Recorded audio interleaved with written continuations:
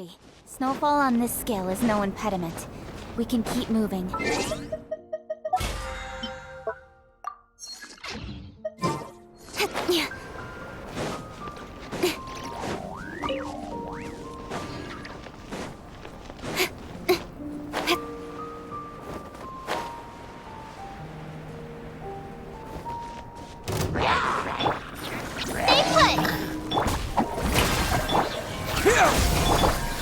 Speed of light!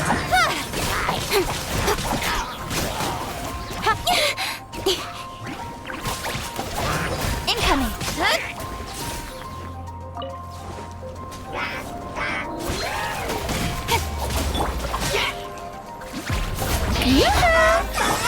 Scatter! You, Blade! You're up! Don't blink! Hey! With sword comes shadow!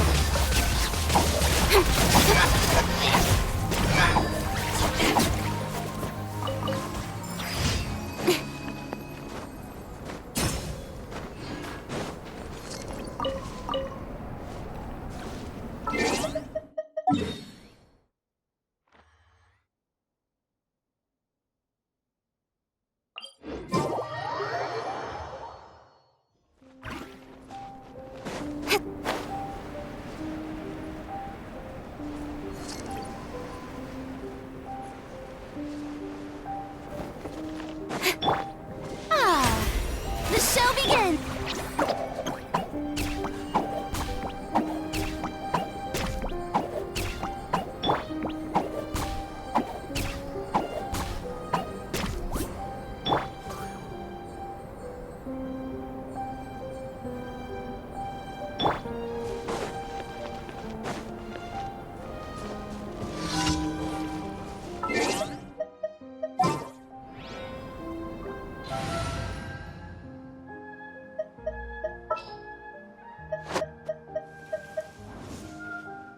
Let's finish this.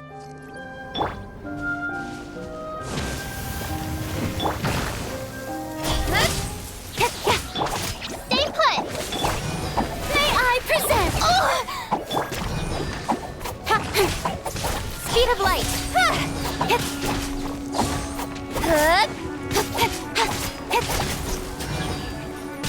Don't blink!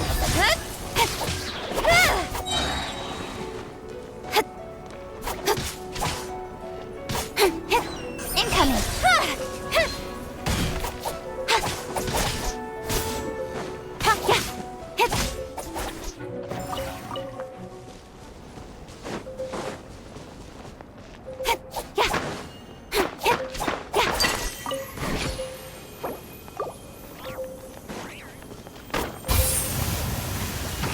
Don't blink! Nowhere to hide!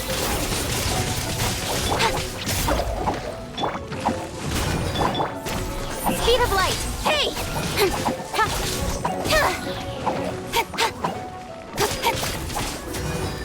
Don't blink!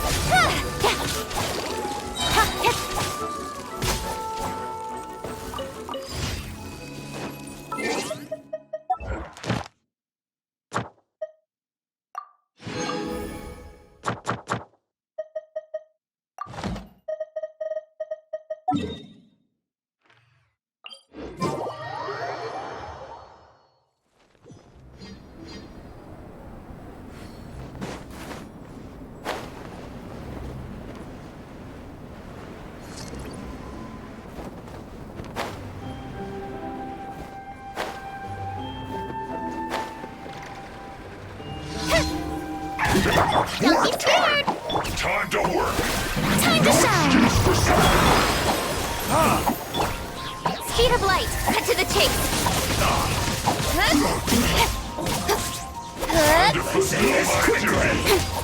It isn't time for a break yet! I will Incoming! Hey!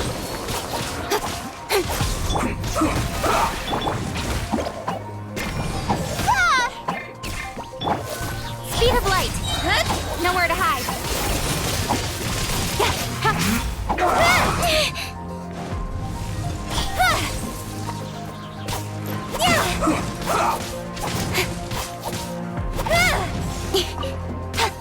Don't blink!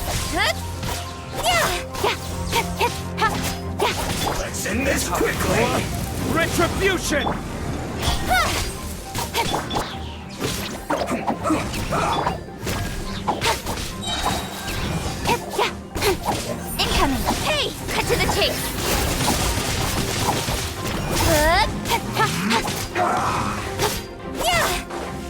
Speed of light!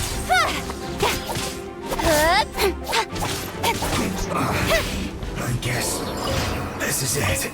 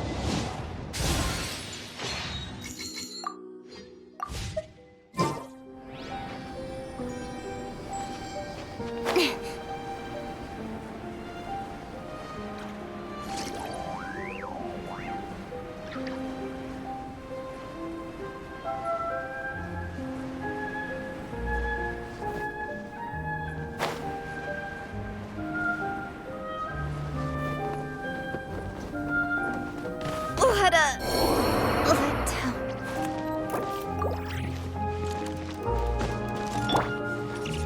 Yugli, you're up! Oh, brilliant! Incoming! I will not go quietly.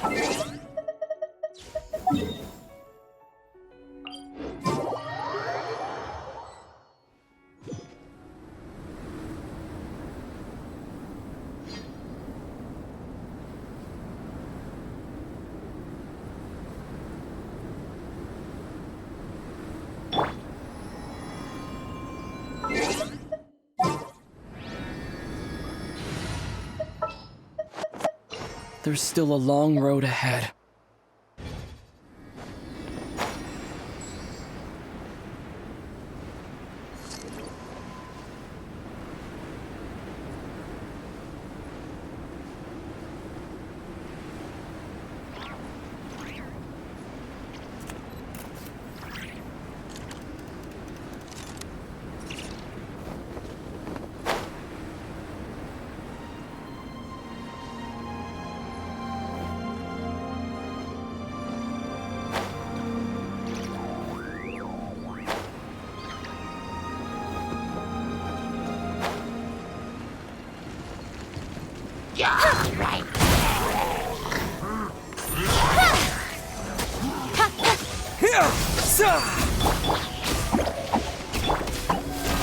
Let the world collide! Don't blink!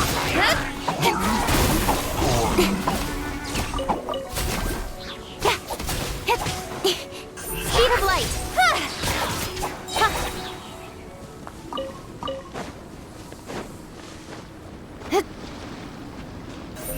Incoming!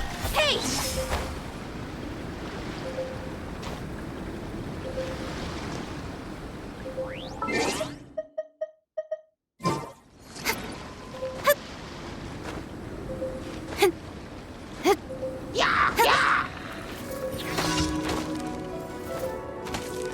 Don't blink! With sword comes shadow.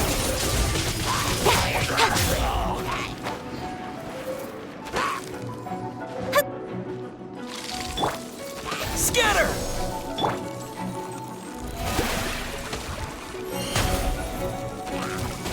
That hurt real bad!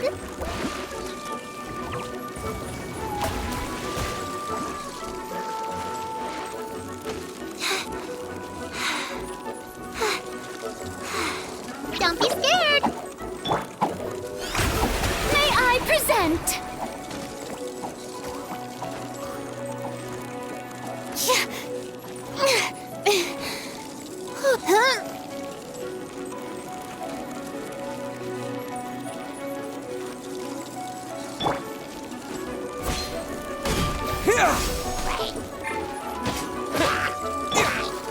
Speed of light!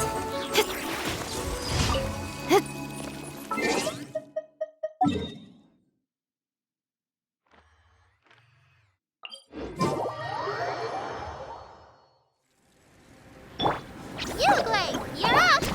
The show begins!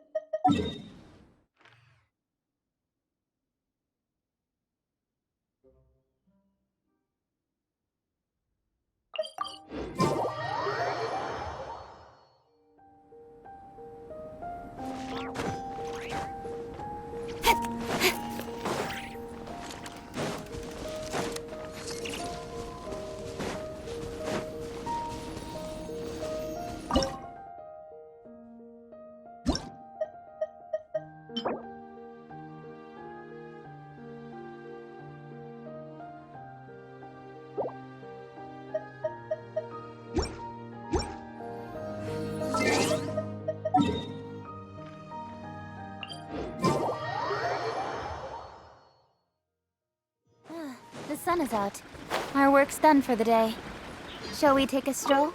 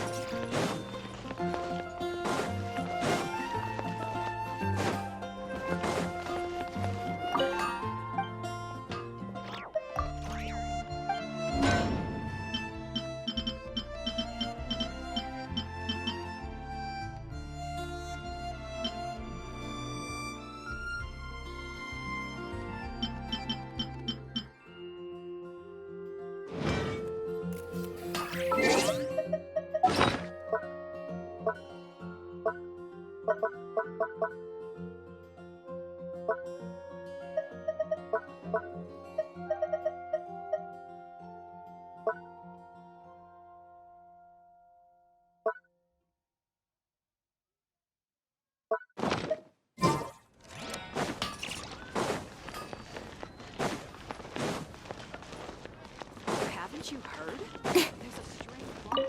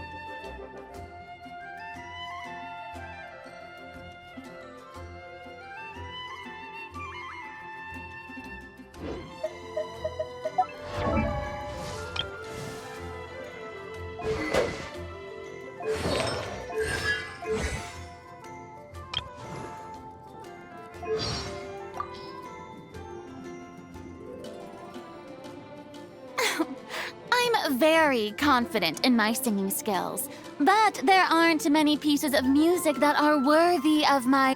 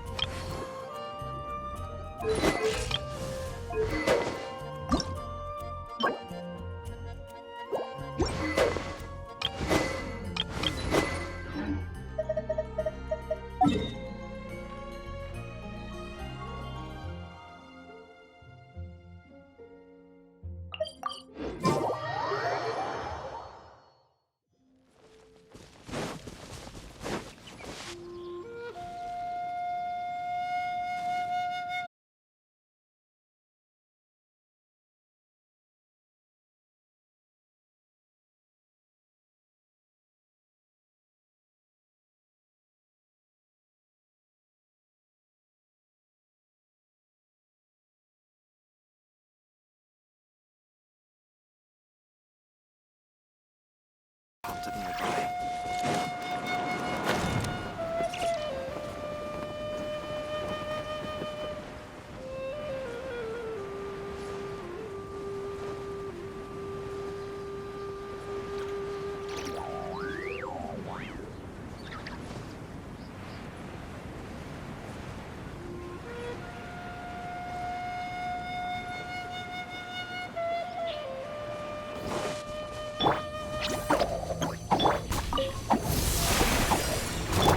Scatter! Don't blink! Nowhere to hide.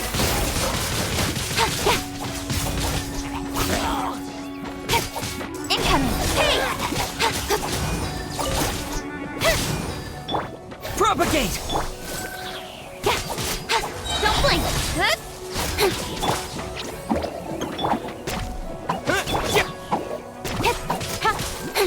Speed of light!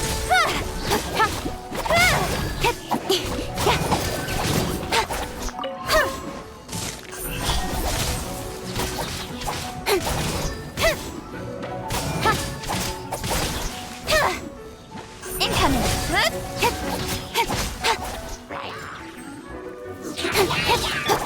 Stay put! Scatter! Hey! Cut to the chase!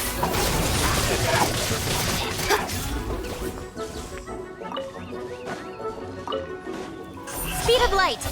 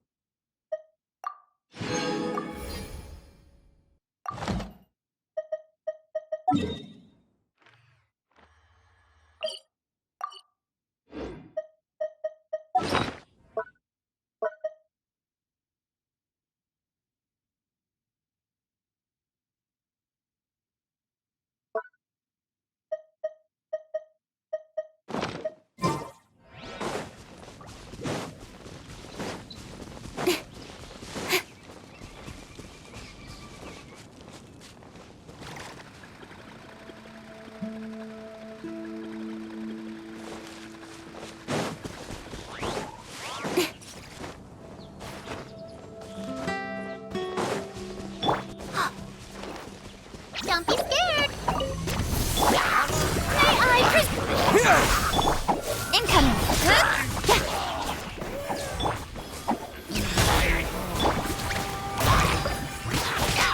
Speed of light!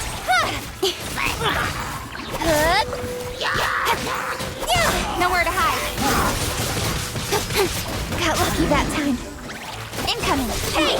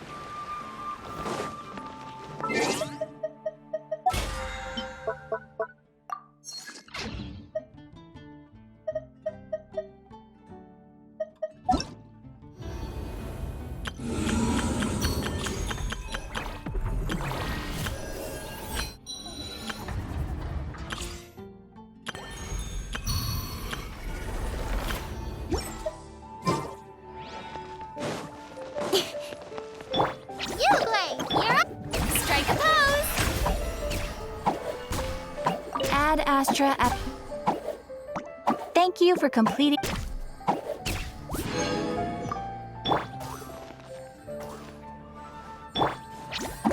When you're high up, everyone can hear your voice. Come take a look. There will definitely be something that catches your eye.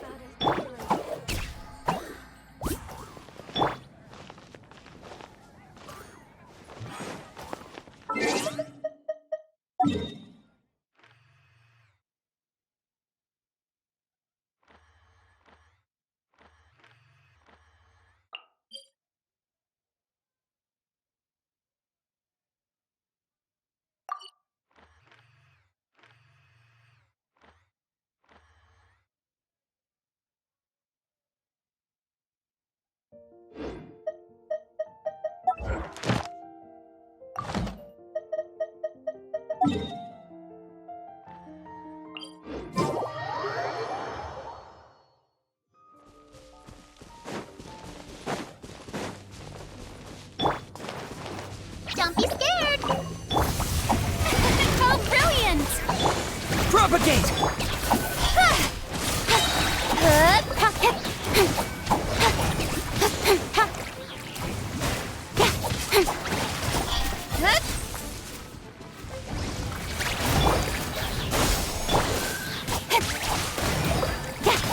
Don't blink!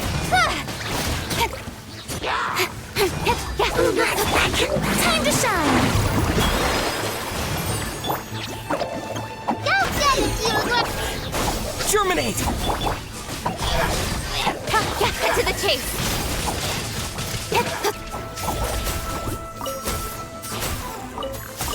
Speed of light!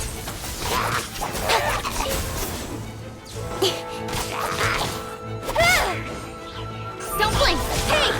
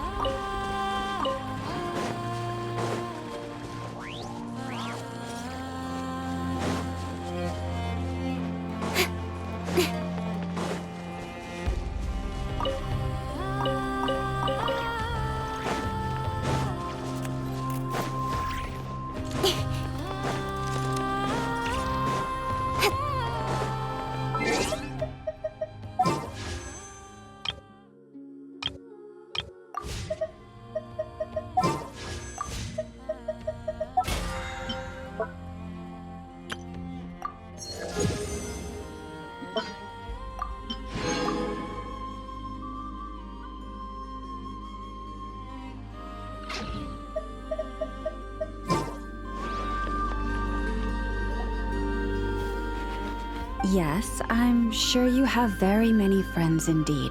But that's not the issue. Even if you summoned every ibis on Hisi Island, I still don't think you'd be able to move the moon mirror. And even if you managed it, the lunar semblance within would still... dig it out? You could, but moving the mirror would still pose a challenge, even for you. Huh? You really can summon every ibis on the island if that's what it takes? And you, on the other hand, think this plan is a joke, even if the ibis gets its entire family involved?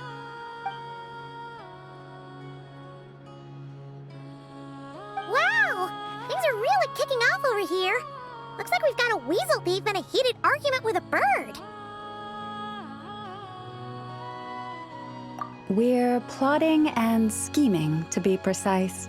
I'm told we have to get all our ducks in a row before moving forward on this job.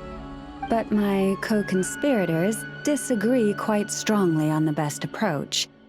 And they're not exactly being diplomatic about it. Choice words have been spoken. All right, I believe you. I'm sure you do have friends in high places. Although, where did you learn to speak like that? From a short girl with a metal arm and a hat. Oh, of course you can keep talking like that so long as you enjoy it. But be sensible around her, okay? Don't copy everything she does. I'm going to have a little chat with the Traveler and Paimon now, so be good and pipe down a little.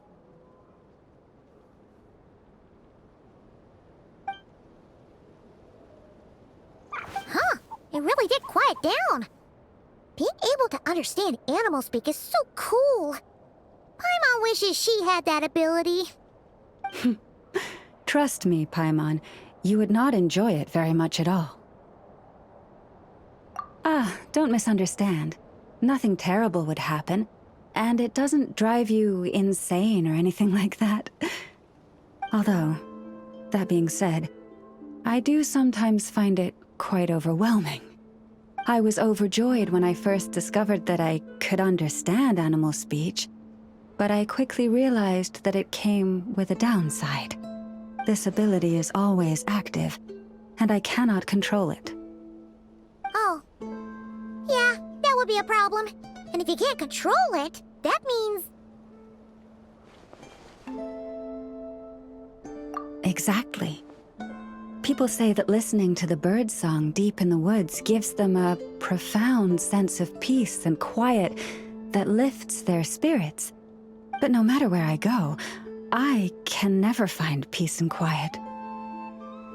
When I stand in the forest, I hear the chatter of the wildcats, the rabbits, the rhyme-horned deer, the chic badgers, and the long-plume ibis.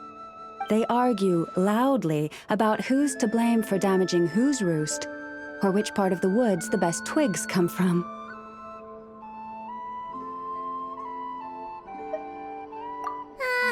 Alright. Guess talking to animals isn't all it's cracked up to be. Waking up to the sound of birds chirping is pretty nice, but replace that chirping with bickering, and suddenly it doesn't seem so appealing.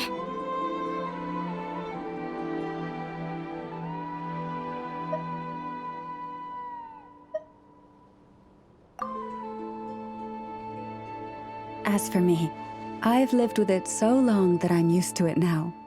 In fact, it would probably be quite an adjustment if I woke up one day and couldn't hear the finches discussing which cup in which house makes for the best bath. Yes, plotting and scheming. Thank you for reminding me. I got a little sidetracked. Although, now that the Traveler's here, we might just have the solution to our problem. No, just you will suffice. This job involves breaking into a storage room by undoing the seal created with the moon mirror by a previous moon chanter. But for someone of your talents, I'm sure it will be a simple task. Don't worry, I'm sure you'll be fine. Come, let's go.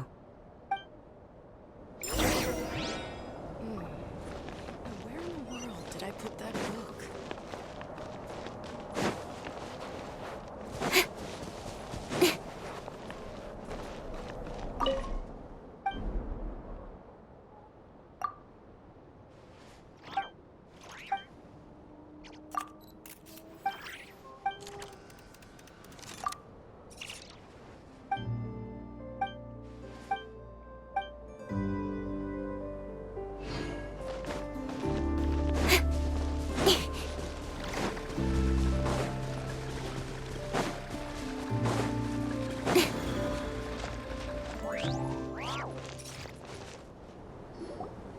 Here we are. What you see now is the moon mirror, within which the lunar semblance is sealed. Oh, must be a pretty precious statue if they went to all this effort to steal it away. Will there be some traps inside? You know, the kind that send arrows flying out if you step in the wrong place? Do not worry. This little one did some scouting for me ahead of time. The seal does not contain any such fatal traps.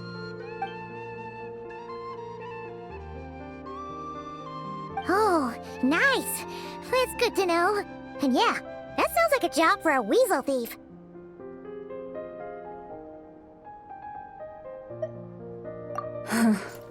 That's true. Each time I ask it for help, I have to pay it one more the next time we meet. Huh, what a thieving little weasel! Oh wait, that tracks. But considering that it's helping you keep watch on the lunar semblance, it might need a name change.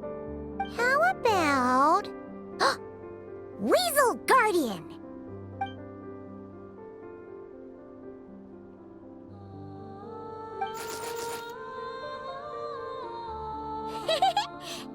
Paimon! Paimon can fly! Nee!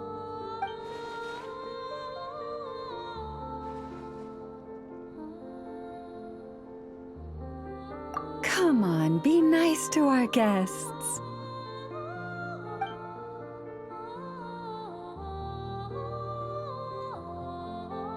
To retrieve the lunar semblance, we need to activate pairs of mechanisms in 2 different locations. So it's a 2-person job. If you head over there and take the mechanism on that side, I'll take this side. That won't be a problem. I have eyes in the sky. It will keep me updated on where you are and which mechanism is in front of you. Don't worry. All you have to do is follow my instructions.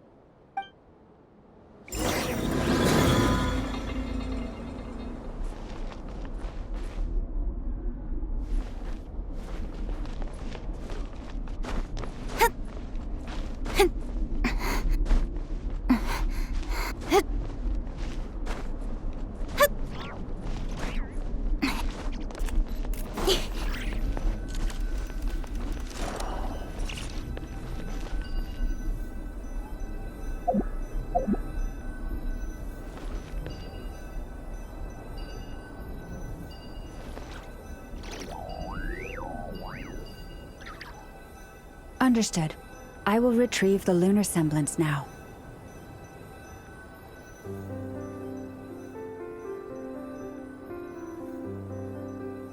Huh? Ah. The way out has been blocked. Could you try that again?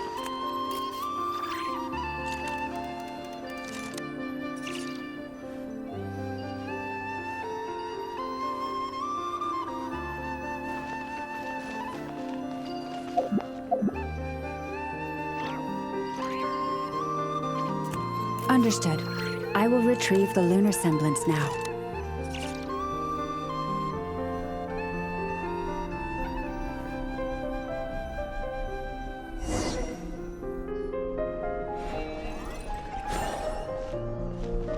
Wow! What a huge statue! Yeah, no amount of birds or weasels is shifting that. He probably couldn't even get past the mirror. So, Lauma, just how valuable is this statue anyway? In terms of Mora? Not much, I suspect.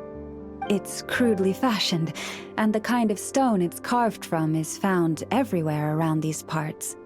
But to the Moon Chanter of that era, and to the Frost Moon Scions of today, it is a priceless treasure. If nothing else, I now have concrete proof of its existence. That's enough to confirm the reliability of several documents on the topic. To me, that makes this a very successful trip. Thank you for your help. I knew I had judged you correctly. The Moon Mirror posed no obstacle to you. And our little friend here was very impressed with your mechanism operating skills. What is it saying, Lauma? It says that the Traveler is the best treasure hunter it's ever seen. It wishes it could join him on a quest to unlock all the treasure chests in the world.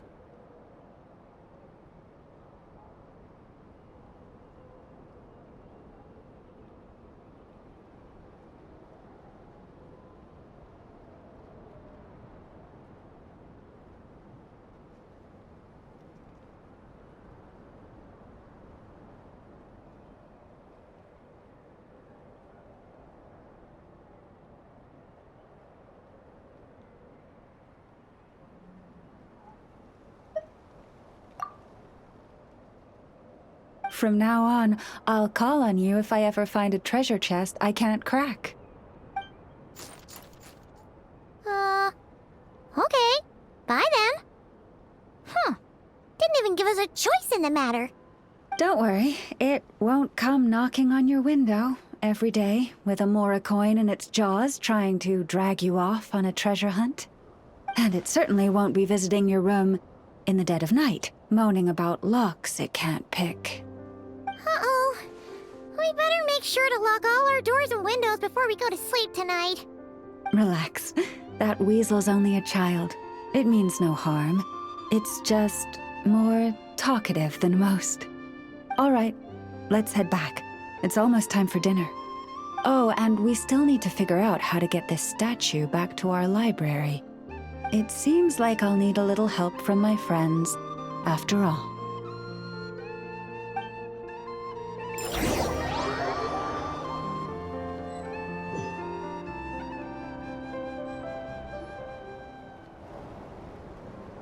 Just here will do. Oh, that all went down without much fanfare. Paimon was expecting something exciting to happen once we put it down. Well, it's just a plain old statue. A historical relic.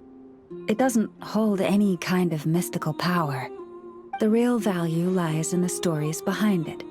My job is to dig those stories up, wherever they might be hiding, verify them, and then share them with the people. Cool. Well, it's a good thing we got it back here in one piece. Indeed. And you two have my thanks for that. Please, take these fruits and quench your thirst. I had the animals gather them in the woods. And after that, forgive me, but I have another request to make of you.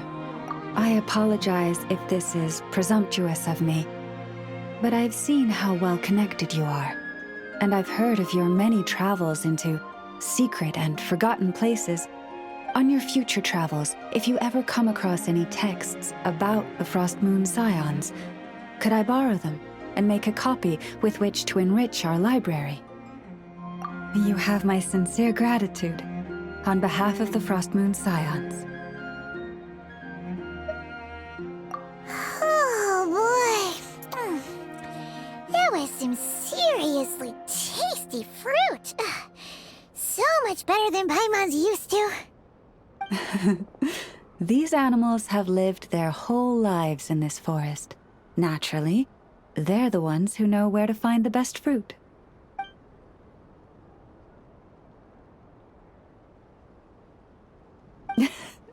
This one says to eat as much as you wish, because it's the top fruit finder in the whole forest. It'll fetch some more right away.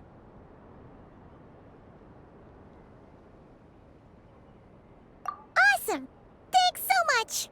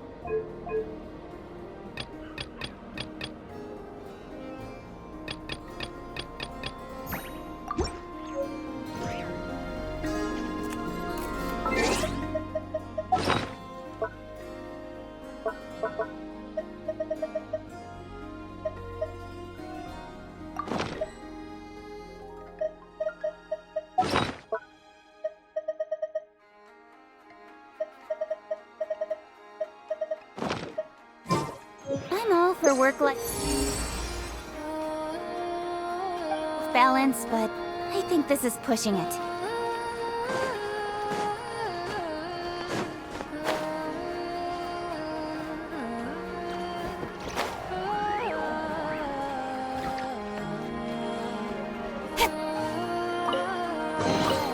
You give, you receive.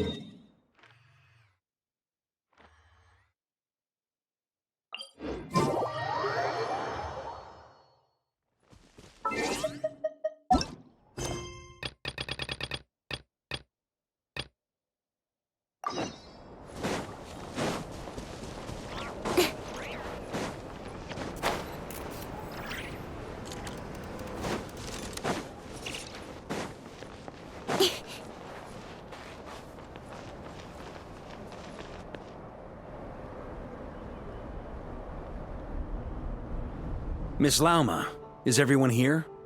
Yes. The fate of my flock is in your hands, Grand Master Varka. Please keep them safe. My lady, what are you saying? Within the next 24 hours, we will face the biggest crisis the world has ever seen. This is not a burden that we deserve to bear, but I believe that we reap what we sow in this life. So I intend to act. I must do what I think is right. For me, That means fighting for the future of Nodcry. This gentleman is the Grand Master of the Knights of Favonius, Varka, Knight of Boreas. In my absence, please follow his lead. Hey, everyone. Guess I should introduce myself. Well, to start with, I know my way around a battlefield. Biggest strengths are honesty and hard-workingness. Anyway, point is, I don't intend to let Lauma down. I'm gonna do everything in my power to keep every last one of you safe and sound.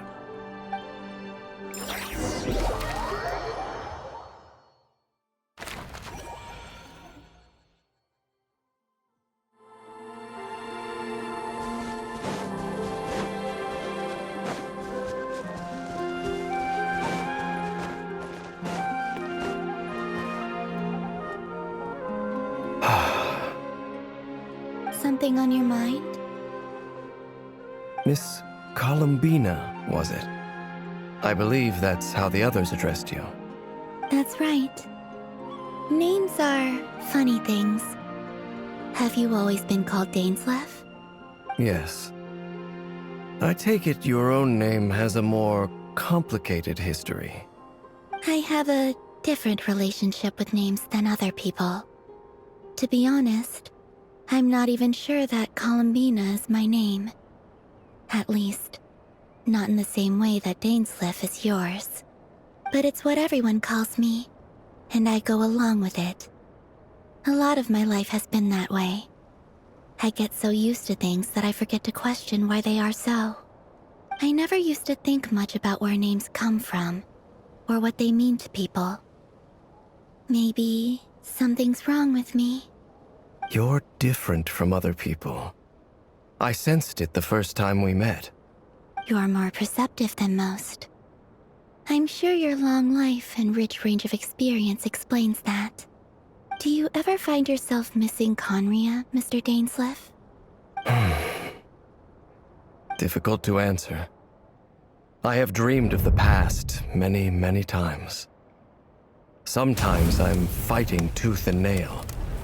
Other times I'm lying on the ground, defeated. I don't recall any happy moments from that time. It has been too long. Is that because hatred survives longer than love and affection? That would not be for me to say.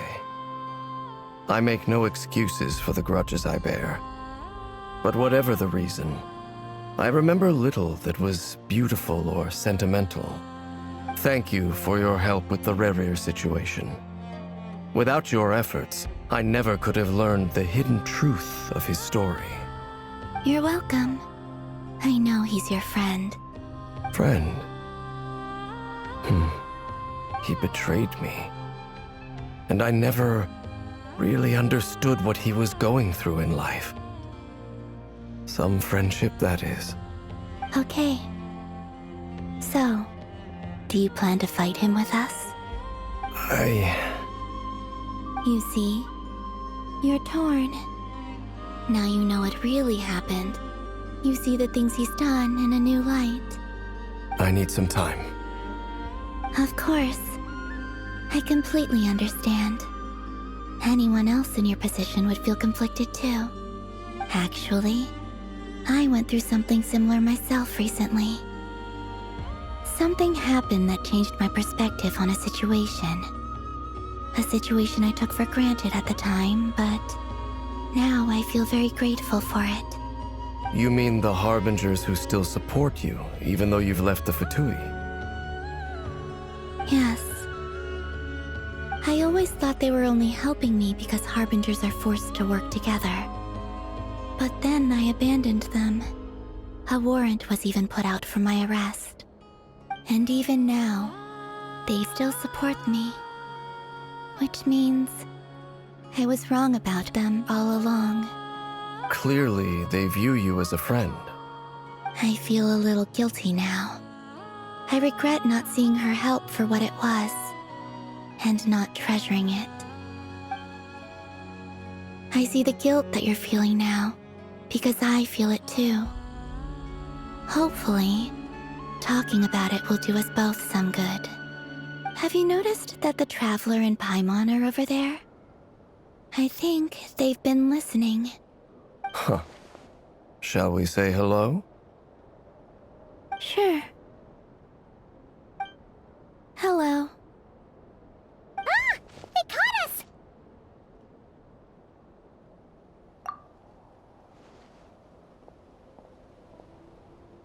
I apologize for making you worry. No doubt you wish to know where I stand on the plan to take down the Rächer of Solnari. I'm afraid I need a little time, but I will seriously consider joining you. You will? Oh, thank you so much! Everyone will be so grateful to hear that! They needn't be. This was something that I was going to have to face up to eventually. That doesn't matter to them. They're grateful to you regardless. You can't control their gratitude, so just accept it.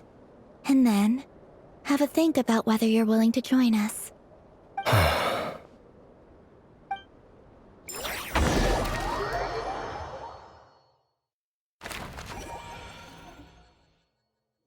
It's nearly showtime! Let's go rendezvous with the others. You know the place.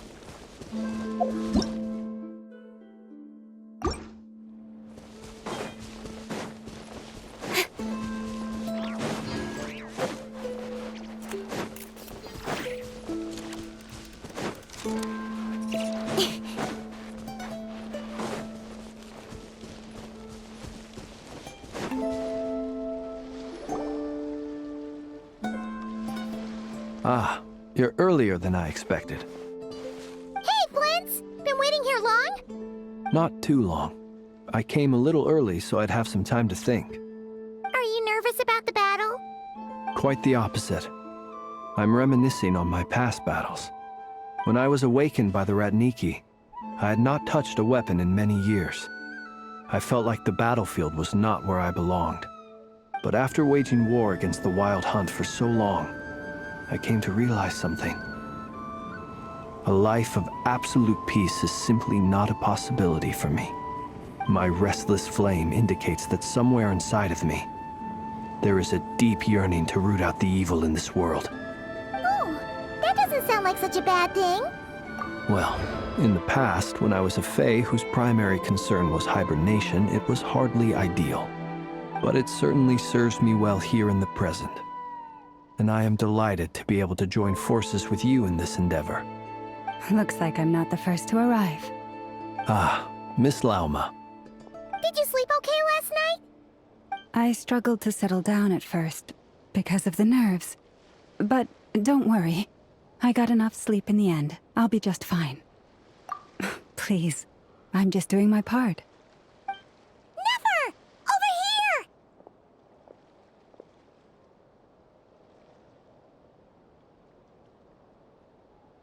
Aino asked me to relay a message. She said Anefa will be on high alert and keep a close watch over all secondary districts where defense is required, providing support as necessary.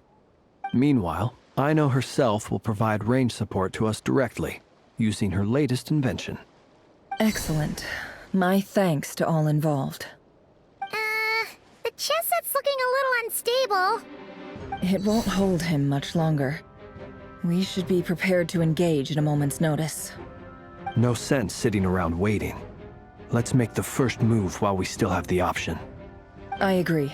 Paimon, find a safe hiding place. Got it! Be careful, Traveler! I will.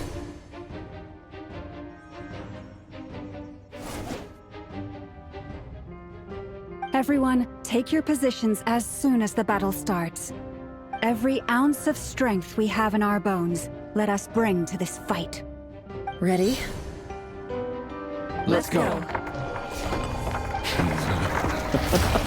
I've seen all your futile ploys before. You have become the authors of your own demise. I wouldn't be so sure about that. You are merely a moment of sport before I tear down the moon.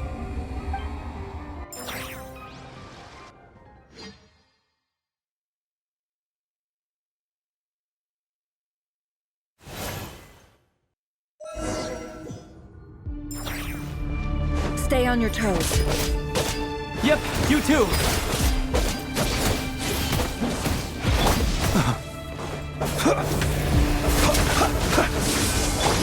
You poor lost love. It all adds up.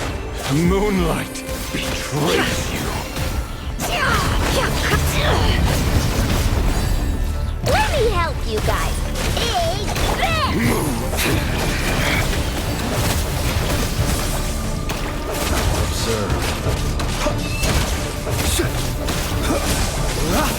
Close your eyes to dust. The moonlight betrays you. Can't hide the truth.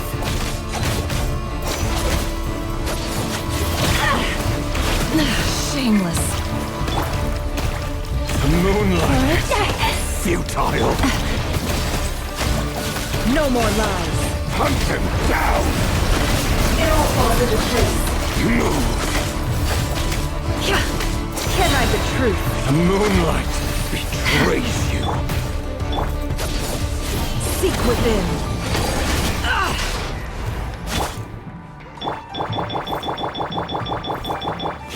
For the everlasting hope.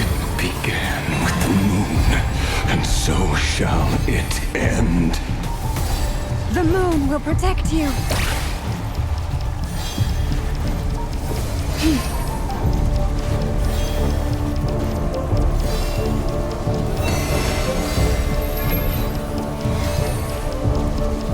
The moonlight betrays you.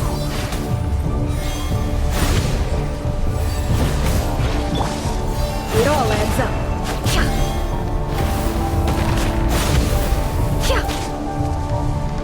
Do you see? Leave this place. Can't From here, when will it be as you foretold?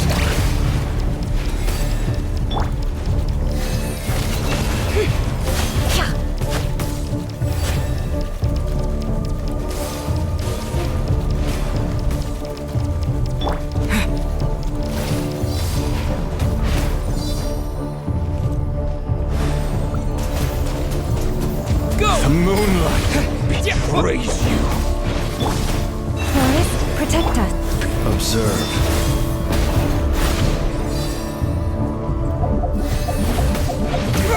Fear is not welcome here.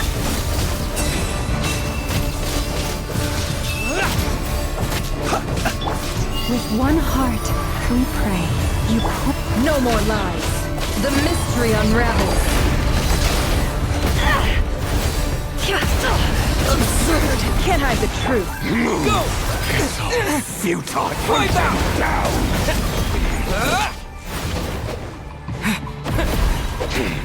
Pathetic.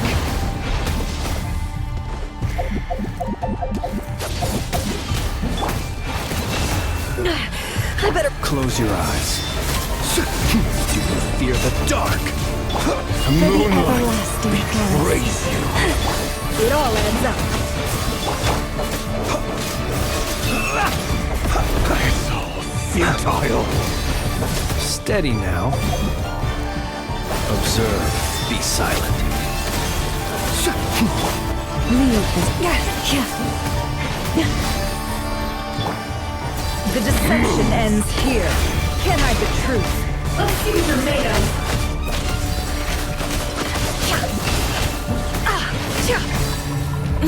Shame.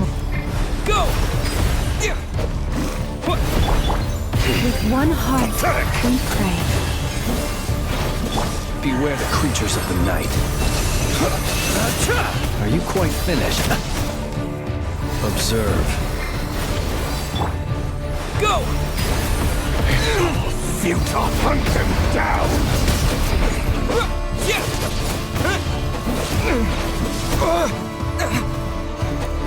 The moonlight betrays you. Go! Bombs away! Pathetic. Move. Your little game of heroics is over. The moonlight first. Raise you. Move.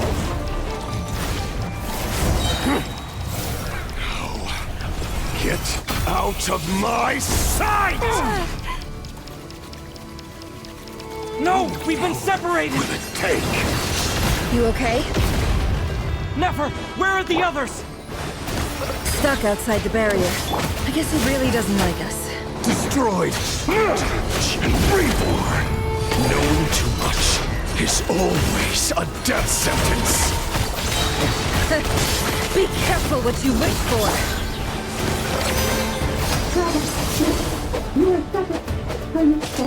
Lauma!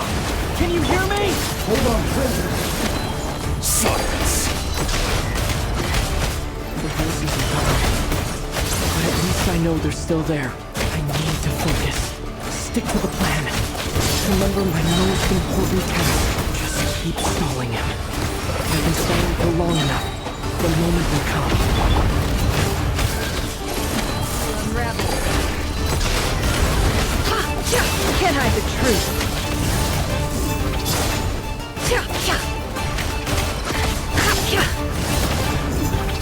No more lies. Water jet!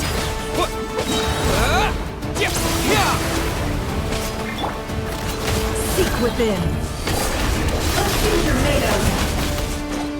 It all adds up. Go!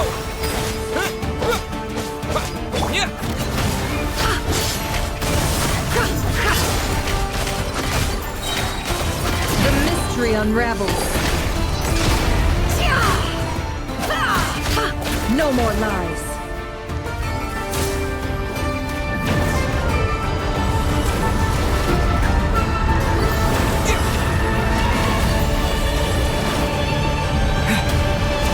I've got this!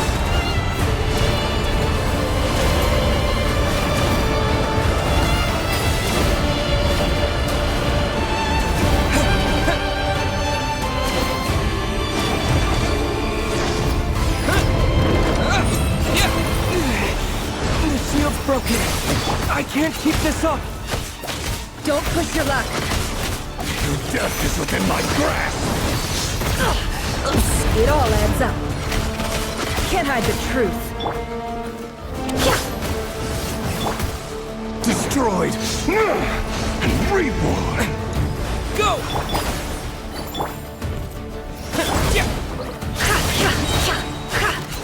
Seek within. No more lies. It all falls into place.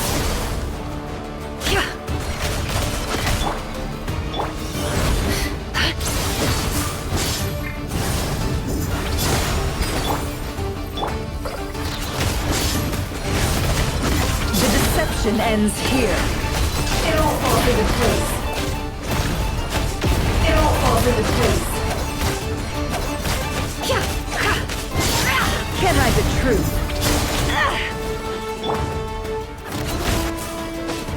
Wipe out! The mystery unravels.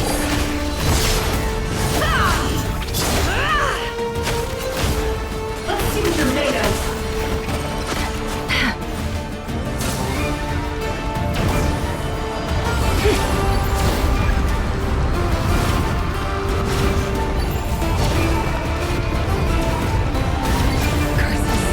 There's no other way.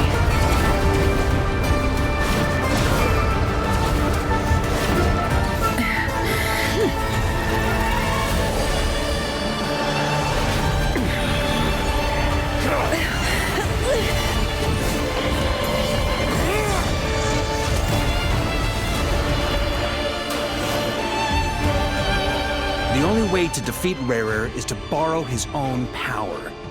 That means Columbina will have to disappear while you two bear the brunt of his attacks. You have to hold on. Find a way to keep him focused on killing the two of you.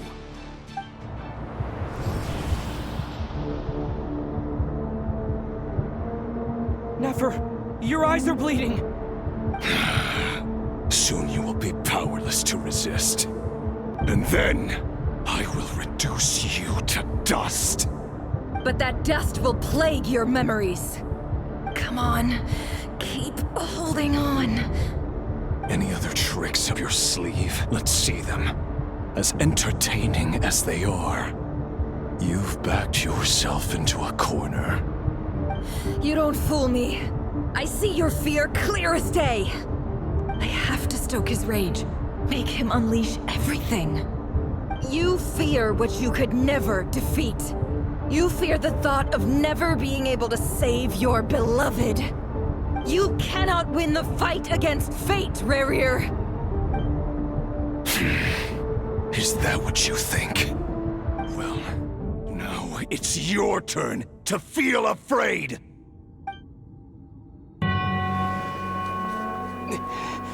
You fear the sound of your own name? Is it us you hate? Or is it what you've become? Let's see what becomes of you!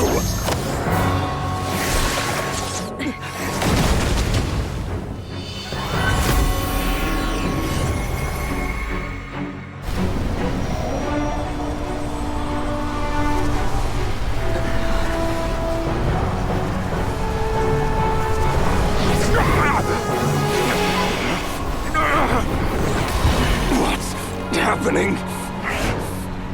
That power. I've seen it before!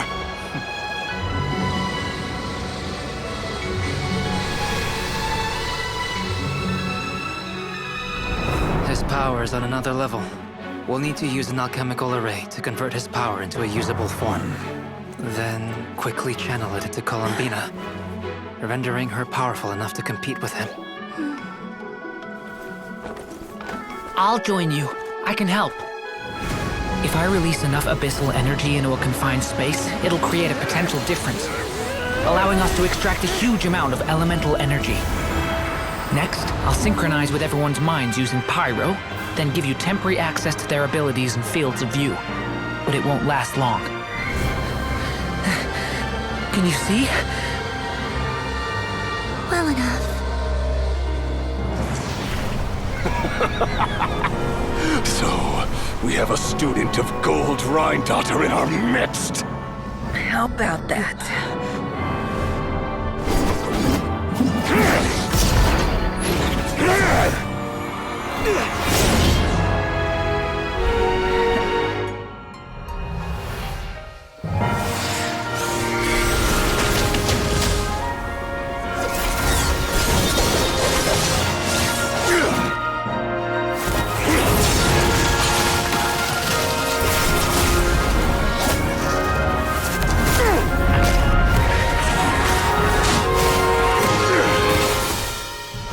You use my own power against me? Just like how you stole Kuvaki. Look familiar?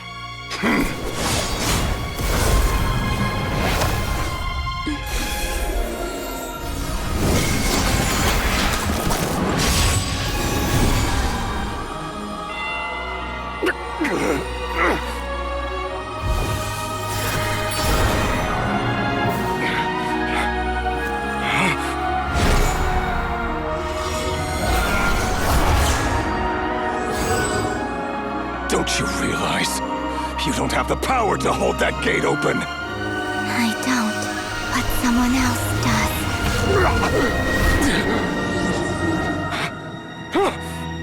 Goodbye, Rerir.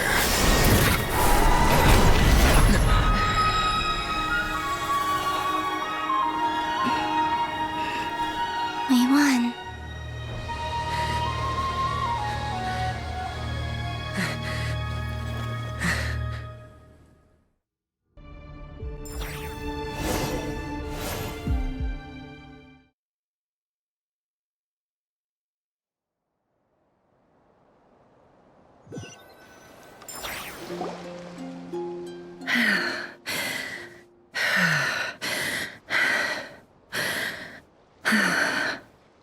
Nefer, how are your eyes? They're fine. Apart from the blindness, of course. It's not too late. Let me handle it.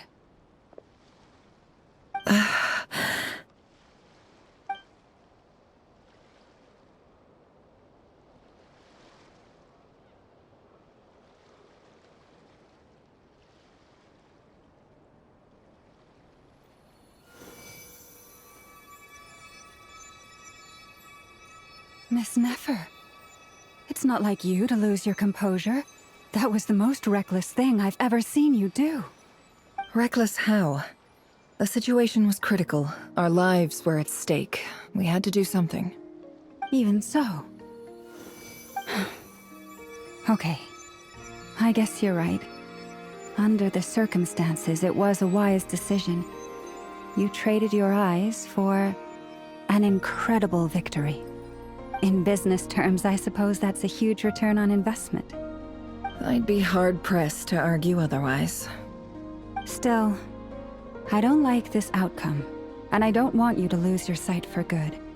People suffer when they make sacrifices they shouldn't have to make, whether that means faith, strength, or in this case, your ability to even see. I had hoped you could win without sacrificing so much as a single hair on your head. Thank you. Really. All done. Don't try and open your eyes just yet. We'll see how you're doing in a couple...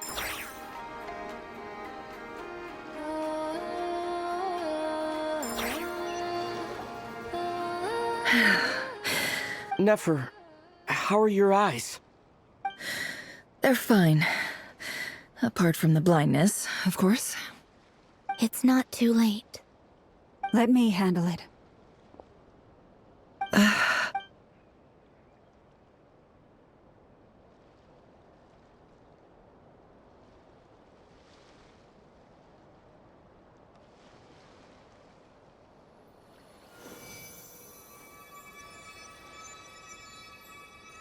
Miss Nefer. It's not like you to lose your composure. That was the Reckless how? The situation was critical. Our lives were at stake. Even so. In business terms, I suppose. I'd be Still, people suffer when they... I had hoped you could win without sacrificing so much as a single hair on your head. Thank you. All done. Don't try and open your eyes just yet. We'll see how you're doing in a couple of days. Until then, please follow your recovery plan to the letter. I'll send full details through Yehoda. For now, just get yourself home, relax, and rest. My dear friends, we have fought bravely and achieved a spectacular victory. A dark cloud has been lifted from the skies of Nodcry. All in this land will be grateful for what you have done. The moon will remember this day. Thank you both.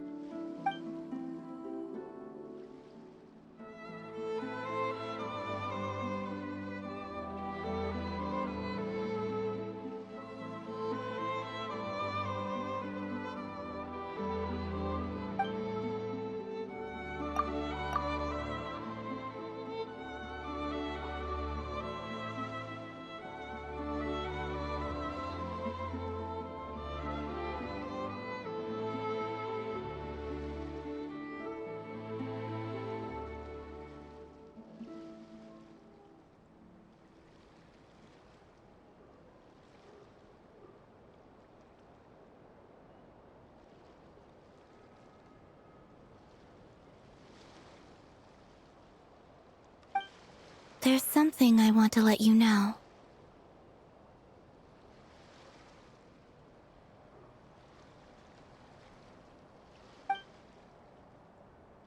What is it? When Durin connected everyone's minds so I could access their powers, I also felt everything they felt. And since Nefer's eyes were injured, my eyes are hurting now too.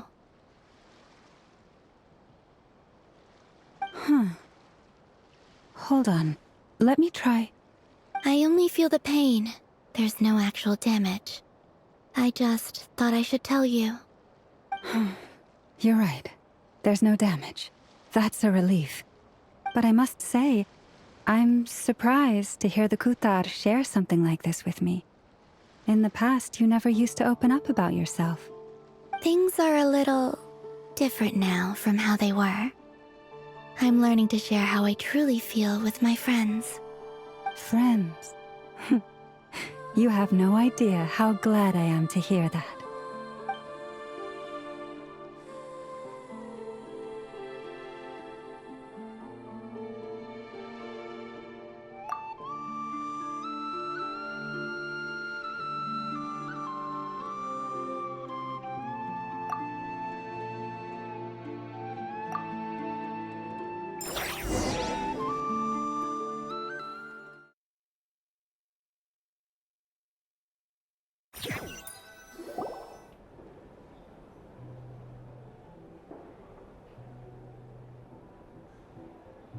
Yay! You're awake!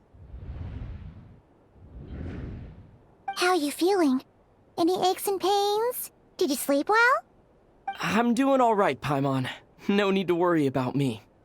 Phew! Well, that's good. Paimon's been sitting on the edge of the bed worrying about you for ages. You slept a whole day and night. Poor Paimon had to eat all by her lonesome.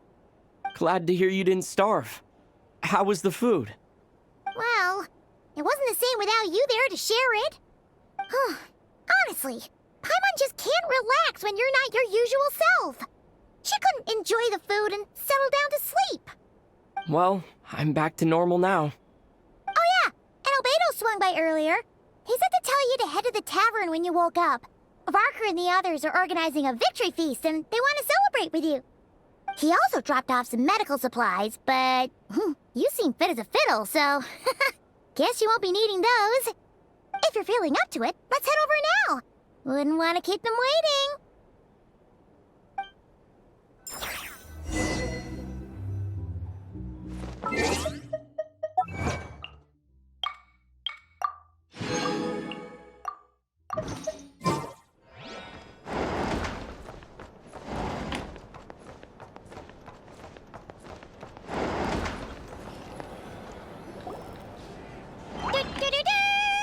We're here!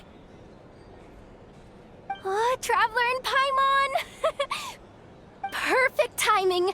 We were literally just saying how there's no way we're holding this victory feast without you any longer, and we would have postponed it till tomorrow. How are you feeling today? Much better. Thanks. Don't worry about me. Relieved to hear it. If that changes, just let me know. Happy to check you over at any time. Yep, we're here for you. Anything you need, just let us know. Oh wait, where's Nefer? How are her eyes doing? Nefer's right over there. I'm sure she'd love to catch up with you.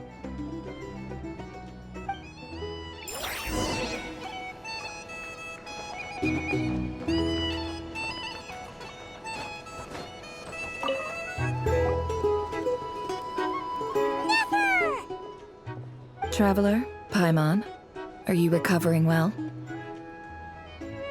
Turns out that moon chanter has some real talent after all. My eyes were mostly recovered after just a couple days' rest. I can actually open them again now. Yeah, but you gotta be careful. Lauma says not to strain your eyes while they're still healing. Yes, thank you. I'm well aware.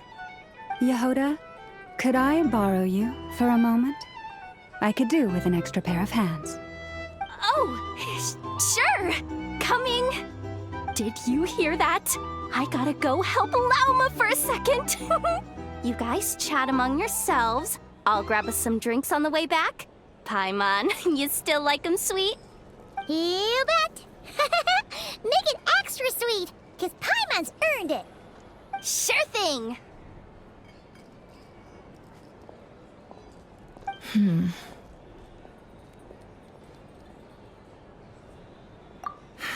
The Raker of Solnari. Kind of a snake, don't you think? No, definitely a snake. A poisonous one who spewed his venomous hatred everywhere. Anyone who seeks revenge out of hatred for other people has become a snake. That's something my dad used to say.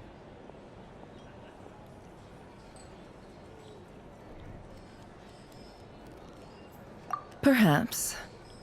I'm sure it sounds like a very wise and open-hearted perspective to your ears. But me? I think hatred is a perfectly justifiable emotion. What else is left when everything you depended on in life gets stripped away? Something's gotta fuel that drive to keep on living. If you're worried about me, you can nip that in the bud. I'm not someone who gets stuck in the past. It's just... I suddenly feel like I was wrong to call my father a liar. He was just a fool. That's why the academia turned their back on him, and why the other tribes ganged up on him. Oh, Father. How much better things could have been if you were a skilled liar. Look at the Ibis King. Thoth is a fiendishly cunning liar. And yet, strangely, he feels more like a father to me than my real dad ever was. He's never brought it up, but I'd bet he feels the same way.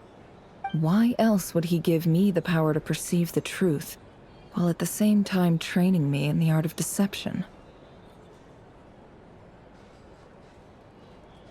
Well, King Deshret banished him to Aru, which is essentially a prison, and posed 3 questions to him. He promised that he'd have his freedom if he could find the answers. His response was to take on a physical form and approach me, hoping that I could become his envoy and search for one of the answers on his behalf. Did he really think I'd fall for that? He's stuck there. He can't make me return what he gave to me.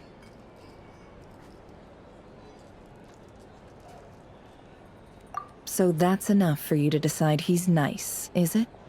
He's a prisoner, and he was scared. So he decided to perform some good deeds to win people's approval. He lives in fear because he's a deceiver. How is Rerir any different? You can't work as a spy your whole life and expect a happy ending. It's preposterous. Yet I can't say I don't understand it. Liars live in the darkness of their own making, but it's still human nature to want to go on living. They say that a liar's soul is the most worthless thing in the world. What do you think?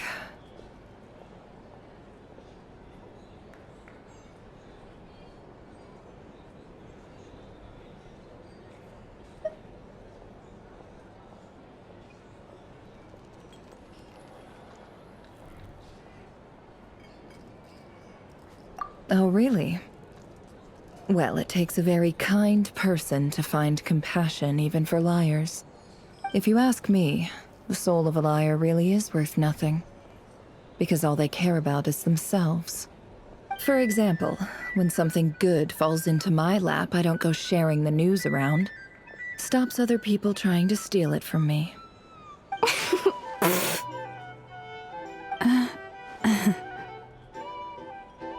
So be it.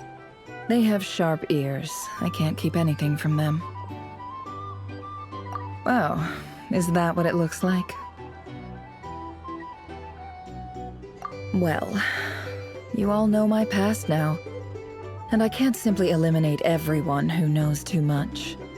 So I guess I just have to put up with you. For the foreseeable future, at least. When you find yourself in a situation you can't control, the safest play is to keep calm and start monitoring everyone involved like a hawk. In the intelligence world, you need to have a sense of perspective and play your hand accordingly. If you understand what's at stake, please ensure my secret is safe with you. I trust you'll respect my wish. Very good. Oh, wait! Now that the panic's over and we've all calmed down, Paimon suddenly remembered something. After all that build-up, our mystery ally never showed up even once.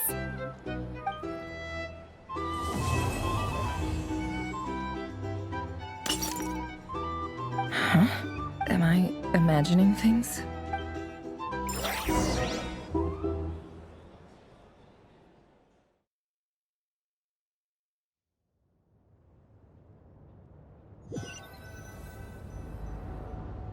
So, that close colleague who stayed behind with you? What's he been up to recently? Don't know, don't care. I get more normal human interaction from hanging out with Bosco too than him. Although, now you mention it, he hasn't bothered me in a while. I wonder if... If he's disappeared without a trace, it's the biggest gift he ever gave to the world. But I somehow doubt that's what's going on. He won't lie low forever. So we'd better stay on guard.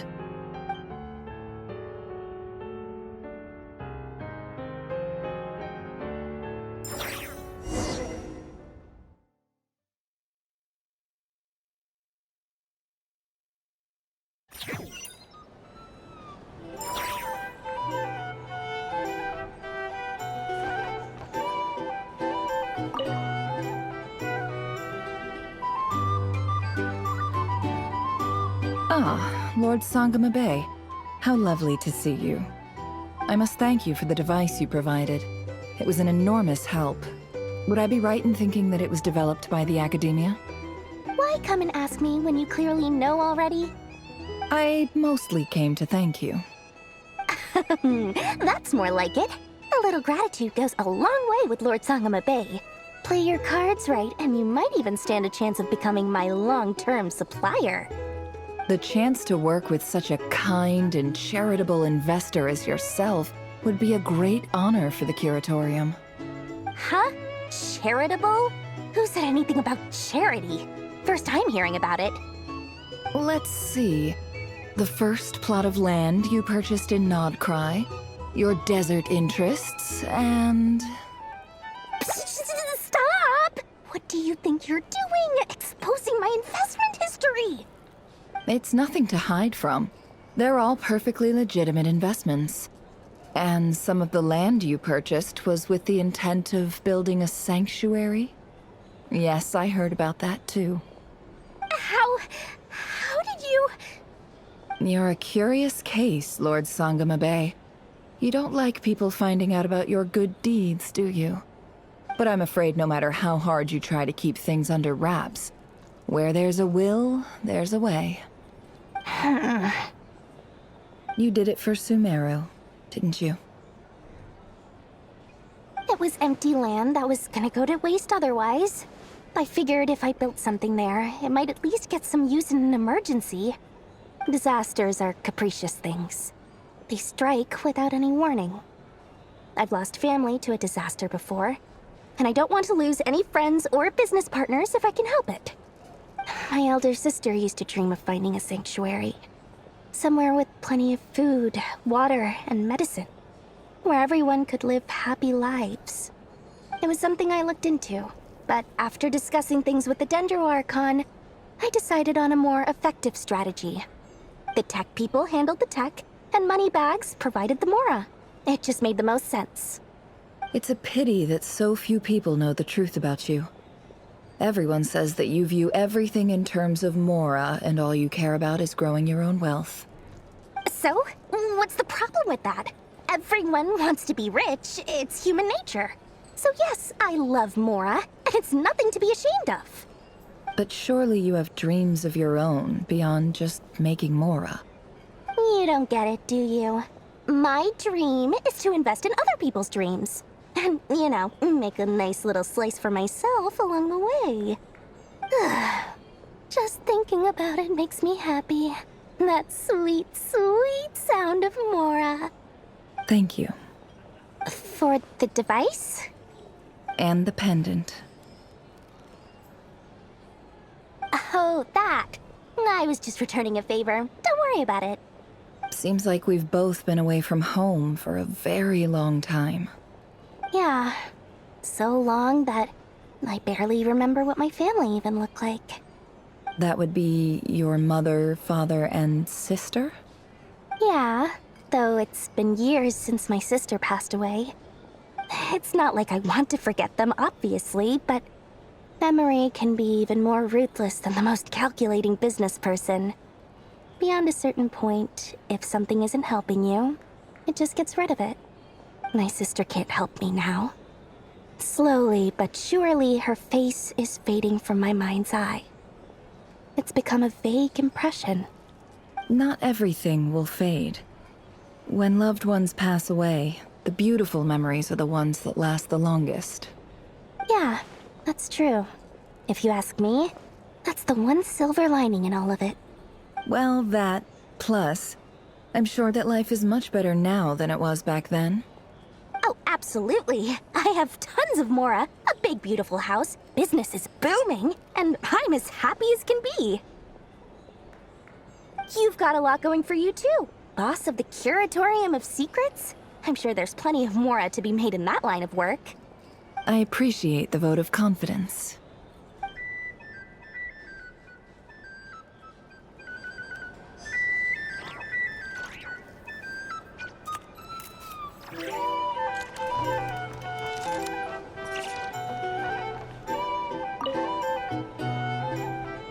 How have you been holding up? Any adverse reactions? If you start to take a turn for the worse, make sure you tell me right away. You don't need to worry about me, Grandmaster. I'm fine. I mean, I barely did anything, so... What? You're too humble, young man. You played an indispensable role in the battle for Notcry. We can't thank you enough for your support. Sometimes, when people praise you, it's because you deserve it. The best thing is to accept it calmly and with grace. It's important to learn how to respond to words of admiration. Let's do a quick demonstration. Albedo, that was an incredible feat of alchemy. The pressure was on, but you worked flawlessly at lightning speed to get the job done. Thank you. I can't take all the credit, though. Durin played a big part in forming the alchemical array. See? Did you catch that? A masterclass in how to take a compliment. Okay, yeah. I did work pretty hard to help prepare for the battle. No point denying that. Hey, you guys! Hey, look who's bounced back. Looking good, Traveler. Seems like you've recovered. You won't need to take any more medication. Can I get you a drink? Huh? You know how to order at a bar now? You've sure learned a lot recently. Handling a drinks order is ridiculously simple compared to alchemy. Don't worry, I'll blend into society yet. Paimon believes it. You're clearly a fast learner, just like your brother. To be totally honest, though, Paimon didn't quite follow all the details when you first explained the plan to us. Don't worry, that's completely understandable. Unless you're a student of alchemy, it's hard to grasp the principle and how the process works. To put it in the simplest terms, we saw how our enemy stole the power of Kuvaki. And that gave us the idea of stealing his power to turn it against him. When facing an enemy you have no hope of defeating, it's best not to engage them in battle. So, instead of looking for a way to overpower him, we decided to help Columbina get strong enough to at least stand up to him in a fight. For this to work, we had to analyze his modes of attack, confirm who his main target was, and make sure that he wouldn't go beyond the range of the alchemical array. For added security, we prepared a total of 4 arrays. But to mitigate the impact of the battle, we identified one location in particular as the ideal spot, which is where the confrontation took place. The alchemical array absorbed his abyssal power. Then Durin processed it to render it usable by Columbina. That power enabled her to do what would otherwise have been nigh on impossible. What surprised me was that Dainsleif actually agreed to join us. Given his history with Rerir, he had every right to sit this one out. But we're extremely grateful for the decision he made. It must have been a painful choice to make. But I'm sure that making a decision was far better for him than staying in limbo. Absolutely. He was torn between 2 paths, but in the end, he made his choice and stuck to it resolutely. He doesn't strike me as the sort of person who'd stay trapped in limbo for long. Anyway, however you cut it, everyone gave a stellar performance. And now, it's time to kick back and celebrate.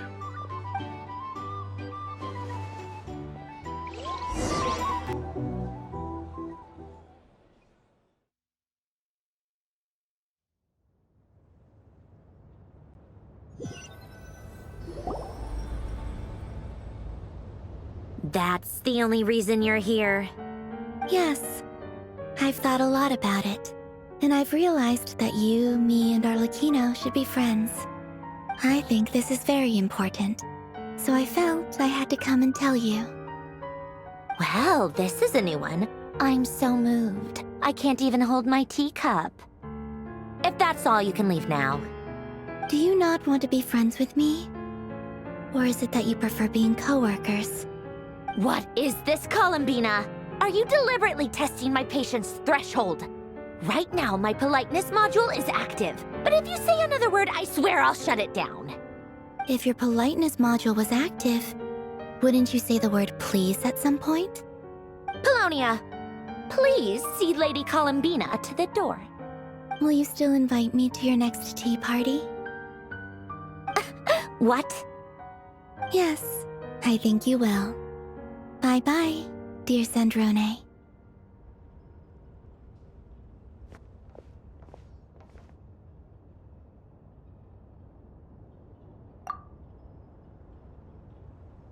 Last time, the Wild Hunt escorted you out. Would you rather I handled it myself this time? We just wanted to, see how you were doing now that it's all over. Why? Out of concern for my safety? I hope you didn't seriously think that the Rayhir of Solnari would be able to lay so much as a finger upon me, given how prepared I was. Mostly because you kind of helped us out, so we just wanted to check you were okay. Looks like all your robots are fixed, huh? Oh, don't you worry about that. Tea time is already a write-off. The visitor before you managed to kill my appetite. If you're in the mood for tea, go ahead and help yourself. Otherwise, it's going to waste. My coasters are still missing in action, though. Use this notebook instead. Whoa! Pretty hefty notebook. Look at all those calculations. You can ignore those. They're just dumb scribblings.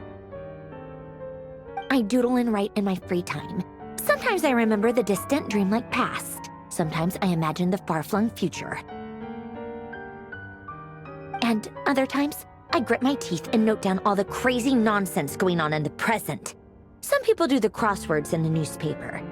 This is my equivalent of that. Trying to predict the future is like daydreaming, and writing about the present just makes me furious. The past is my favorite. If nothing else, it's already set in stone, so I don't have to rack my brains trying to figure it all out. Huh. Although, having said that, the only vaguely interesting memory in my past is probably that guy they call Lord Artificer. Who else? Pretty much all the mecha and Fontaine are his personal handiwork. Wait, are you saying you know him? Like, personally? As a friend? I mean, I guess we were friendly enough. Yep. In fact, I'm probably the only normal person left who knew him at all. We used to chat occasionally back when he was still around. Before he passed away, he asked me to destroy all his manuscripts. I honored his request, but I did read through everything first before destroying them. I mean, I couldn't let the genius of Lord Artificer Alain Guillotin disappear like that. Would have been such a waste. So, that's where the formulas in your notebook are from? I just told you. Those are my equivalent of crossword puzzles. They're just dumb formulas that I solve for fun when I'm bored. Alain's work was like epic poetry. The formulas in my notebook are just silly little riddles in comparison. Not that there's anything bad about them. I mean, at least, solving those riddles isn't going to hurt anyone. Except me, because I lose a few brain cells in the process. Anyway, while we're on the topic, I might as well tell you about what happened to him and his friends. Alain Guillotin had two close buddies, Renee and Jacob. They spent their childhood years together in the Narzissenkreuz Institute. They were all quite competitive, so there was some rivalry between them, but it was a friendly rivalry. But beneath the friendship and the rivalry ran something deeper, a sense of nostalgia for the past. Unfortunately, childhood would end. The prophecy would come true. the apocalypse would arrive, and the future would never be. A mad dream that would normally only capture the minds of lunatics begin to take root in their hearts. A dream of saving the world. And if Renee and Alain had been people of lesser wits, that dream would probably have ended up as something for them to joke about in their older years. But alas, they were some of the sharpest minds around. They nurtured that dream with the full power of their intellect, and it grew into something that ate away at their souls. The first of them to fall under its spell was Renee. Against Alain's wishes, he persisted in experimenting on a mutual friend of theirs to try and save their life. Alain did not approve and parted ways with Renee. It's complicated. Alain wanted to believe that Renee only did what he did for the sake of their friendship. But when he told me about what happened, I could tell he still had some suspicions about Renee's motives. Perhaps the seed that would grow into a nightmare had already sprouted in Renee's mind. Even then, the next time they met, Renee's soul had been completely engulfed by the dream of salvation. His futile attempt to change the tide of fate only resulted in a wave that swallowed up the world, even before the apocalypse came. And although that wave died down eventually, I hear that it just recently came back with a vengeance. As I understand, Renee wanted to live out his dream of salvation once more. But I'm told that the attempted resurgence finally died out for good. At long last, Renee awoke from his deluded dream. Though of course by then it was far too late. What do you think of Renee? Do you admire his transcendent genius? His view that any price was worth paying to achieve the lofty goal of saving the world? Or do you despise him? Dismiss him as an evil madman who wrought havoc on the lives of everyone around him as he pursued his delusional dream. Same difference, really. Just a matter of perspective. Doesn't surprise me. You share one thing in common, after all. You both want to be the savior. The only difference is, your dream came true, and his, well, he wasn't the one who made it come true. I don't like fanatics who give up their whole lives for their ideology. Nor do I like fools who let their delusions take control. Maybe I could understand if Renee had just been an ordinary person. But he had a sage-like intellect, and still managed to get himself lost in a labyrinth of his own desires. Anyway, that's enough about Renee. Now, moving on to Alain Guillotin, the Lord Artificer. He managed to put a stop to the first storm whipped up by Renee. But after that, Alain lost his friends and family. To his credit, I suppose, the loss of his family and friends was purely a tragic accident. It's not like Alain sacrificed them for his cause or anything. After that, the only thing supporting his work was the same dream that had dragged his closest friend down to the abyss. But although the desire to save Fontaine drove him to found the Fontaine Research Institute, Alain continued to reject any form of transcendental knowledge or power. He was suspicious and fearful of it, having seen the way it had affected his closest friend. I think that formulas and machines derived solely from human intellect were the only thing that gave him a sense of spiritual comfort. Yet Alain's intellect was simply too great. It barely left him space to breathe in his lifetime.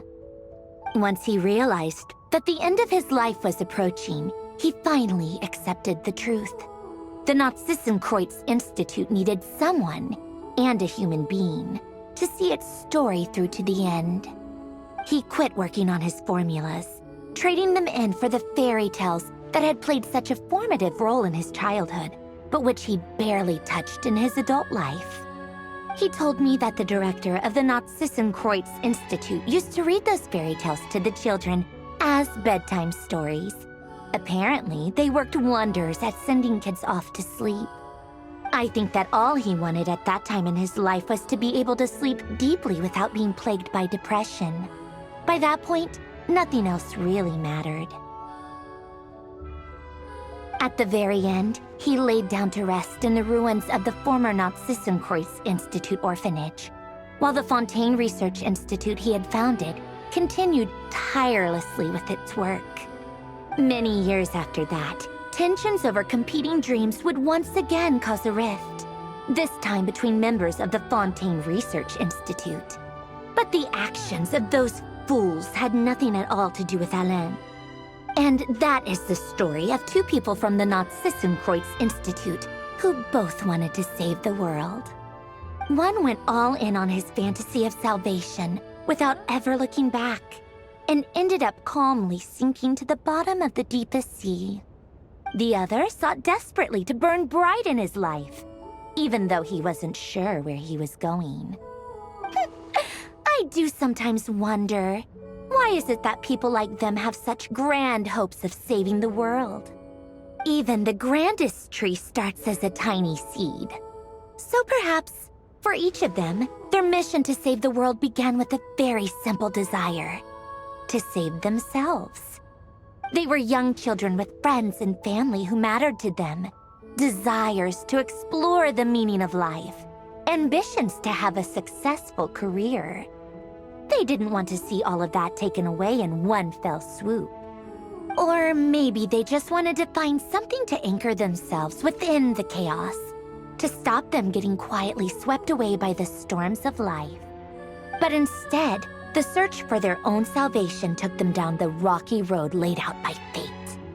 Do you think the desire to save oneself is enough of a justification to try and save the world?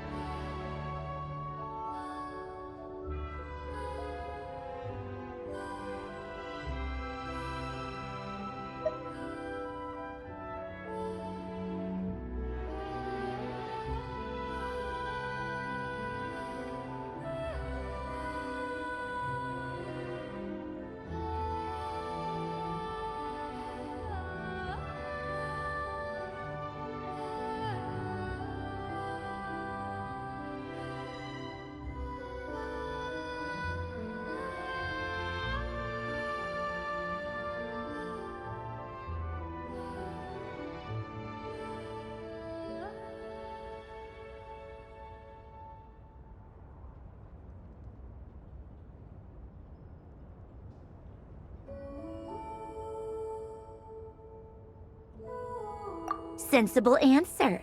Glad to know you've got your head screwed on straight. Alain would disagree, though. I asked him the same question back when he was in his prime, putting all of his energy into his work. Yes, it's enough. No elaboration, just a quick, short answer before getting right back to his work. He was always that way. All right, tea time's over. I owe Arlecchino a favor for telling me these stories. I'll have to bring a whole sack of gifts the next time I visit the House of the Hearth. I'm gonna go tinker with Polonia now. You guys can do whatever you want, as long as it doesn't involve interrupting me. Polonia, exit hibernation mode. Begin diagnostics.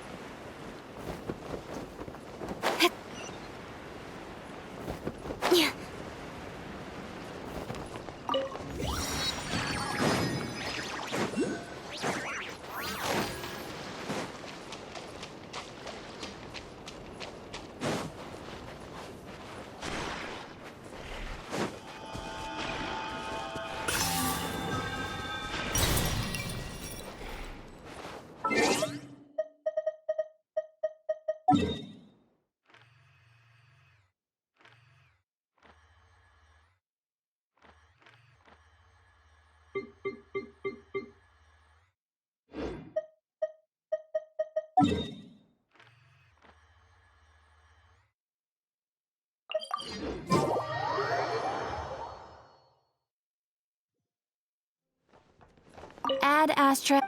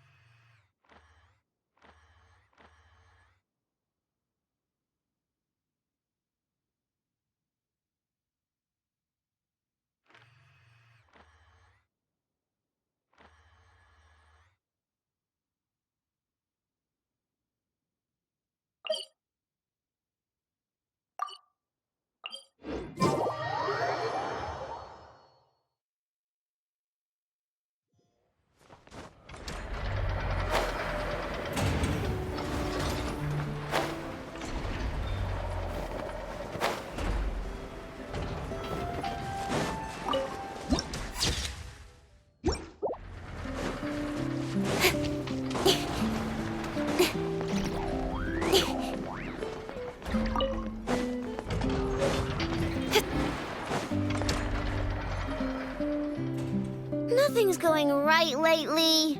Is a good night's sleep too much to ask for? There, I know. If nothing is going right, then nothing is the problem. And if nothing is the problem, everything is going to be alright. You really think so? You know, Inafa, you've gotten a lot better at comforting people since you went away. I bet it's the Traveler's influence. I could not say, but thank you. Please get some rest. I will inspect these sorting robots for you. I'm gonna give each one a hit on the head with my wrench. I gotta see for myself which one is going haywire. Oh, Traveler! Paimon! It's you! Hi, Aino! Hi, Inafa!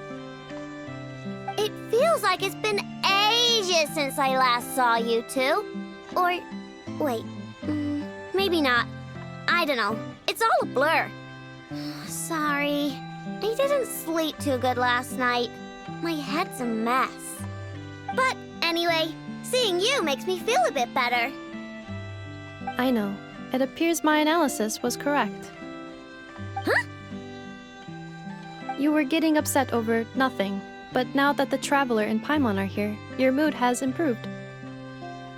Conclusion. Everything is going to be alright. Huh! Well, I can't fault that logic. Oh, what's the matter, Rhino? You can tell us. Whatever's going on, we'll help you out. Oh, it's nothing major. People keep getting into fights around here, and last night they crashed right into my workshop. All the clinking and clanking makes it hard to sleep. Oh, sounds like the Clink Clank Krumkage craft shop is living up to its name. Oh, sorry, not the point. So, who are these people? They sound dangerous. Do not be alarmed. It's a group of treasure hoarders on the run after stealing from the Fatui. Treasure hoarders? Dipping into the Vatui's pockets? Wow, the Not Cry faction's pretty bold. Sorry, again, not the point. What matters is, disturbing people in the middle of the night is unacceptable. Yeah, before Inefa came back, all I could do was hide in the workshop and curse them under my breath. But now, I can teach them a lesson. I already cleared them out last night. You will not be bothered again, I know.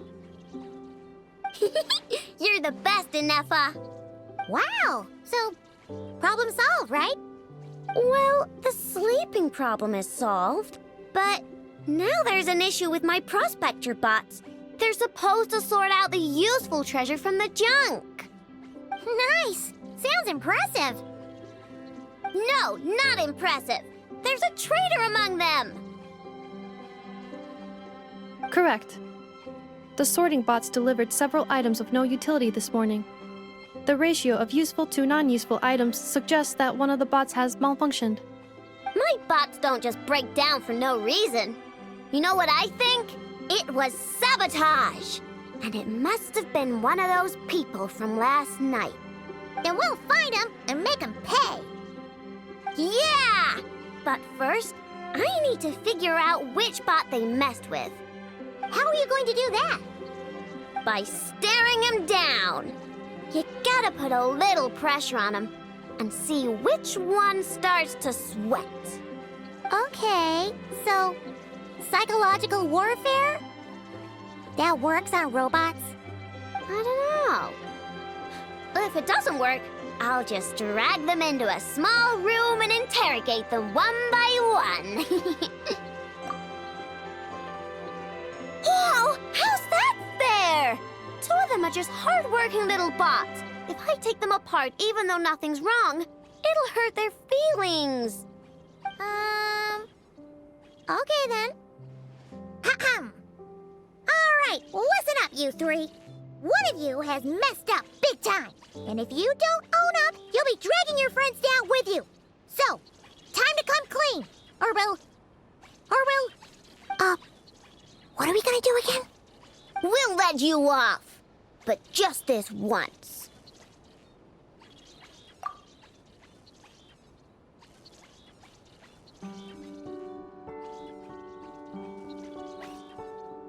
You stared them down all right, Traveler. Notice anything off? Come on! It's clearly the one on the right! Yep, that's it! What did I say? A little psychological pressure does the trick. Come on, help me catch him.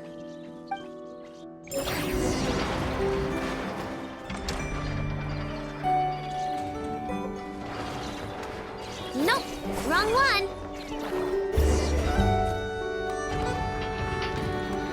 I know, Ineppa, we caught him!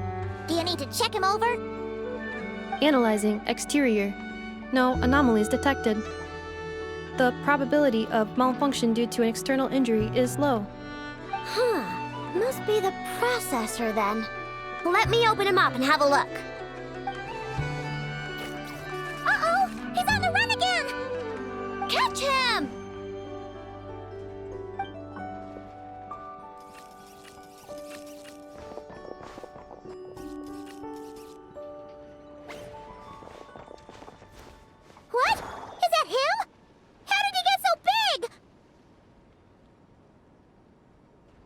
No, those are scrap sorting bots. It appears he can still connect to them.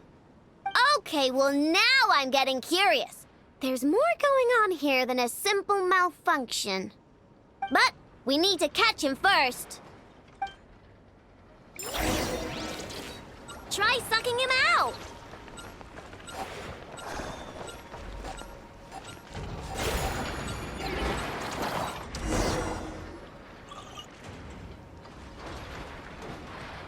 Oh, finally! We caught him! Man, what is going on with this bot? Wouldn't you like to know? Huh? You can talk? I know. Is he supposed to do that? No, it's not possible. I mean, my prospector bots do have a voice function, but it's all preset phrases. There's no way they have awareness like a Nepha. Their cores aren't even a fraction as advanced as hers. But it seems like he can communicate. Could his core have been upgraded or something? Can you mind your own business? Jeez, why is this bot so aggressive? It's like we're the ones being interrogated. Oh, just you wait. If you don't get out of my sight, I'll round you all up and send you straight to the Fortress of Meroseed. The Fortress of Meroseed? What kind of place is that?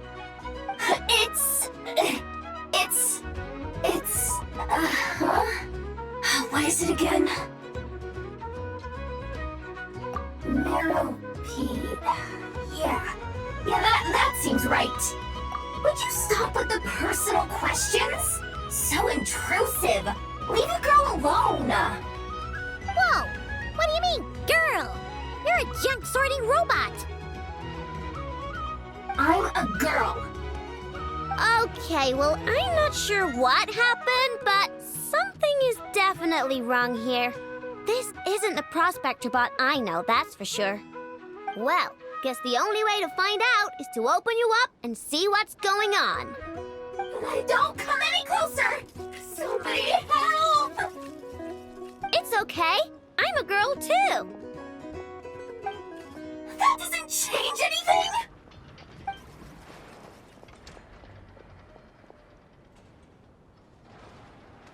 Apologies, Traveler in Paimon. Aino prefers to devote her full focus to solving problems. I believe she needs some time to get to the bottom of this issue. Perhaps it would be best to follow up tomorrow.